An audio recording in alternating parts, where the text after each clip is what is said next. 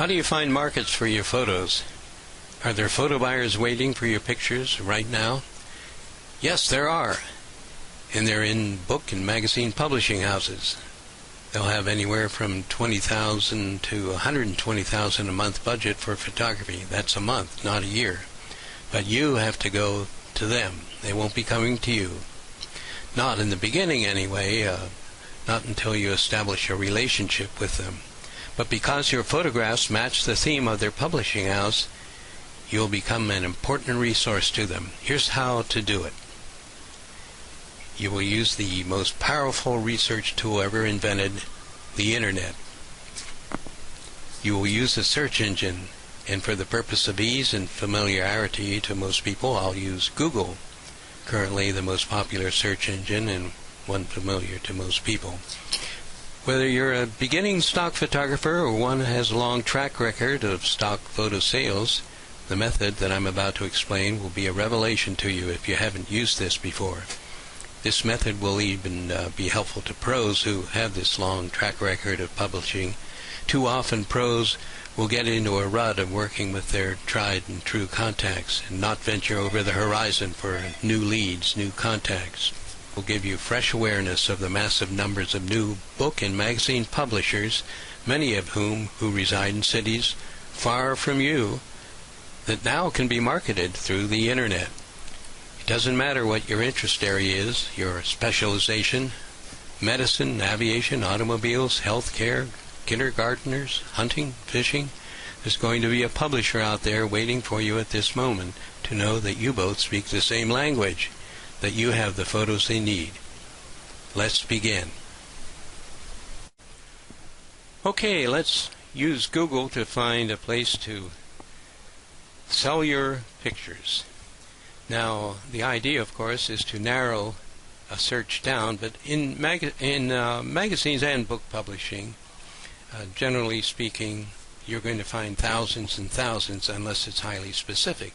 But the marketing advantage to you is if you have knowledge in an area and photographs of a highly specific area. For example, let's take dog magazines. So just to get an idea of the landscape that's out there, in Google type dog and then space and magazines. And let's see what comes up. Let's see. We're scrolling down here, see if there's anything of interest. By the way, there must be thousands and thousands. We'll check to see what that is. And most people, when they do a search, will go to page 1 or 2, unless it's a highly specific area. But on page 2, we come up with, let's see, here's one that says dog magazines. We'll just click on that and see if they give us a general idea of what our market's going to be. Oh, it looks like they produce several pet magazines, and dogs being one of them. Let's click on Dog Fancy. And the name of this publishing house is Bowtie Magazines. And, well, it looks like they have several dog magazines, so you can see how broad this category is going to be for you. But generally speaking, let's see what they have. Dog Fancy, and then here's one called Dog World, and Dogs for Kids, Dogs in Review, Dogs USA, and Puppies USA. So let's go back and we'll check out what Dog Fancy has, and we'll add guidelines to our search here. Might as well put that right up front because that's what we're looking for, what they want, and if they accept photographers. So we click on Dog Guidelines for Dog Magazines and click on the first one up there, Dog and Puppy Information, and see what comes up. And there is our Dog Fancy. And since we looked for guidelines, and you'll find too that you'll find both writer and photographer guidelines in many of these larger circulation magazines, and basically they'll give you an inside look at what they want in the way of guidelines for the photographer. So we'll click on Guidelines and see what comes up. Okay, General Photographer Guidelines, and here gives you a pretty good specs on what they need in the way of guidelines. Now let's get more specific, because there are activities that dogs will do, and we'll go back to Google in the way of searching for what they do in the sense of activities and the like. All kinds of information on dog activities.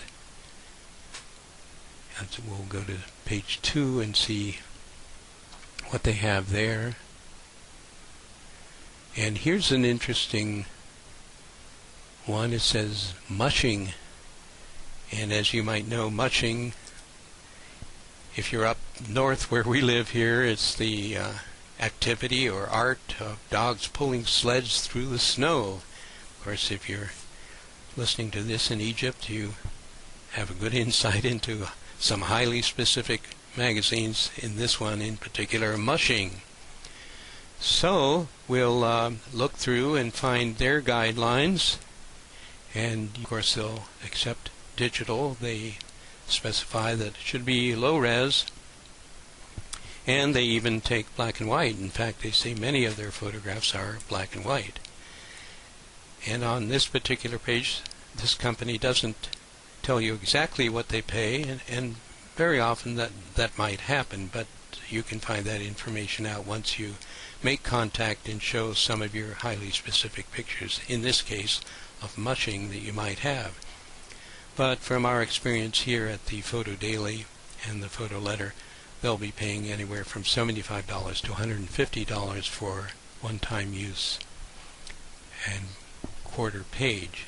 So, but let's get even more specific, because we've narrowed this down now